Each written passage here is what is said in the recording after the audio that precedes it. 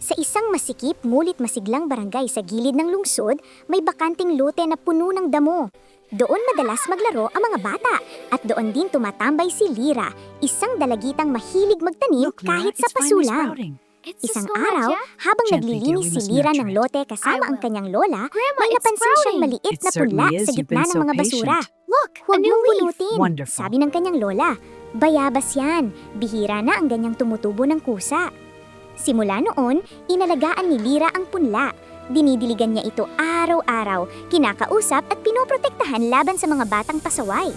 Unti-unting lumaki ang puno hanggang sa ito'y mamulaklak at mamunga. Ngunit hindi natuwa ang may-ari ng lote, isang negosyanteng nagbabalak magpatayo ng gusali. Isang umaga, dumating ang mga manggagawa upang putulin ang lahat ng halaman sa lugar. Nakiusap si Lira, huwag po ang bayabas, marami pong nakikinabang dyan. Totoo nga, dahil tuwing may nagkakasakit sa barangay, dahon ng bayabas ang pinakukuluan ng mga nanay para panghugas ng sugat. Kapag may batang may ubo, may prutas silang napipitas para sa bitamina. Hindi nakinig ang negosyante. Ngunit nang subukan ng mga manggagawa na putulin ang puno, biglang nabalutan ng liwanag ang puno ng bayabas. Umihip ang malakas na hangin at tila may bumulong sa paligid.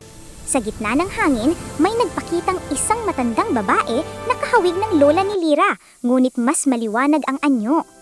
Ang punong ito, wika niya, ay simbolo ng malasakit sa kapwa at kalikasan. Natakot ang negosyante at napaisip. Kinaumagahan, binawi niya ang plano at sa halip ay ginawang maliit na parke ang lote. Kaya hanggang ngayon sa modernong lungsod na puno ng gusali at usog, may mga bayabas na tumutubo. Paalala na sa gitna ng pagbabago, may mga alamat na patuloy na nabubuhay sa gawa ng kabutihan.